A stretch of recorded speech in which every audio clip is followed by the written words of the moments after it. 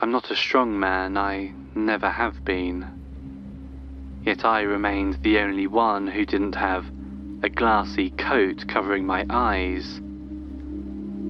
I stood in line to see my sister one last time, amidst the sea of strangers who regurgitated cliché condolences. I'm so sorry for your loss. If you need anything, she was so young, so pretty. Yes, I understand they felt a small amount of grief for my family, but that probably didn't stop them from going home that night and going about their daily business. Each time someone came up to me, I just imagined them thrusting their body into someone else. Still, I gave a faint smile and told them, "Thank you." Being back in town was always nostalgic, especially if you've been away for 3 years. There was just something about being back after your sister blows her brains out with a pistol that makes it a little less of a trip down memory lane. The line moved slowly. I'm not sure when the memories came, but they showed themselves into my mind without bothering to wipe their feet first. I remembered my sister and I when we were little. I told her I had an imaginary friend once and she got real excited. She kept on asking what mine looked like and what was its name. I made up something on the spot and told her it was a monkey named Cheeseball, but she would go on and on about hers. How it was a whisper just beyond the corner of a wall, a shy thing named Gunther, trying to talk to her. I always thought she was dumb because of it. It took me years before I told her I never had an imaginary friend. The line lurched forward, a few old people queued behind me. I looked around the room and remembered thinking how none of our high school friends were here. I was never really popular, but she was a social butterfly. She was never without a date or some sort of boy toy. Though she still insisted her imaginary friend was her best friend. Though later in the years she started talking about how mean he actually was, how his whispers were harsher and how he never had anything nice to say about anyone. She talked about how he was starting to peek around corners, a dark blur with piercing yet hollow eyes. I didn't care about that. I didn't care about anything.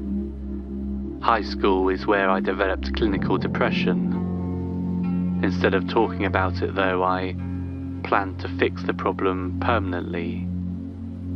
I always thought I was going to be the one to pop a cap in my dome piece, not my sister. Of course, I couldn't show how I felt in front of my family or friends. I especially couldn't let my sister see how truly empty I was, how every laugh echoed inside me and made me worried if people bought my feigned laughter. I had my own secret area in the attic. I had a lot of stuff stashed away up there. I had a bottle of Jack Daniels I stole from a liquor cabinet that belonged to one of my friend's parents. I had a bunch of suicide notes that I wrote out. Some were apologetic, others were hateful. I wrote them in case I drank enough liquid courage to actually do the deed. I used to go up there and grab the gun I had hidden away, the one my sister found in my dad's study room. She played with it one day and I took it away from her just before lecturing how dangerous guns are and how she should never play with them. I used to hold it to my head and pull the trigger, letting it click against my temple. I remember lusting for a bullet to tear through my skull and let death fill the hollowness inside me. Dad surprisingly never asked about his gun when he died of cancer. I don't think Mum knew he even had it. Mum was sitting down at the funeral. She didn't bother getting up once. I was nearly at the casket. The closer I got, the more I remember when my sister and I stopped talking. The last words we exchanged. We were getting ready to go off to college and she came to me, worried about her stupid imaginary friend. She seemed so worried, I feel like an asshole for disregarding it. She talked about how he isn't shy anymore, how he'll be in the same room as her, standing just at the edge of her peripheral vision. I remember feeling fed up with it, with her, with everything. I told her how stupid she was having that imaginary friend still, how she was probably psychologically messed up. I told her that Gunther wasn't real. I told her Cheeseball wasn't real. I told her it was all a lie. If a human being could shatter into pieces, that would have been the moment I saw my sister disintegrate. We stopped talking after that. I guess her made-up friend meant a lot to her. I stood over her motionless body. She had a faint smirk on her face. I didn't touch her, kiss her, or say anything to her. I just glanced at her for a hard few seconds and walked away. She really was beautiful. I decided that I was done with the funeral and made a trip back home. I needed some of that Jack Daniels I had hidden away in the attic. I was expecting everything to be covered in dust, seeing how I've been gone at college for 3 years. Instead, everything looked exactly how I left it, except there was no more Jack.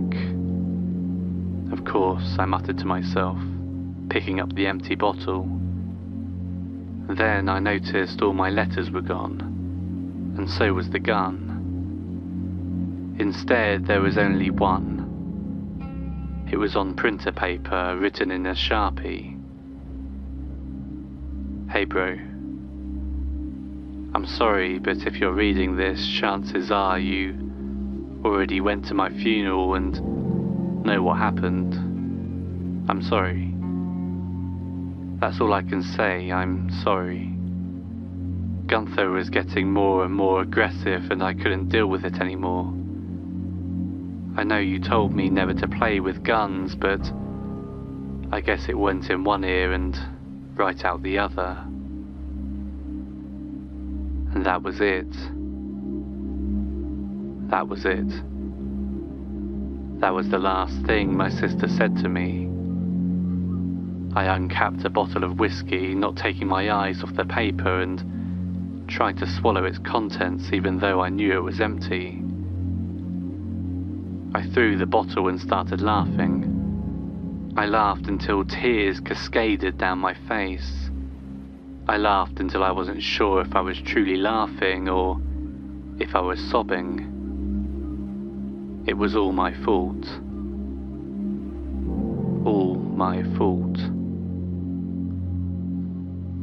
Thank you for listening, and if you enjoyed this video, please remember to subscribe to the channel and like the video, as it helps more people to find it. Join me for live streams on TikTok several times a week. You can find my profile in the description, or just search Bad Dream Baby. And if you'd like even more content, consider subscribing to my Patreon account, linked in the description. Until next time, good night.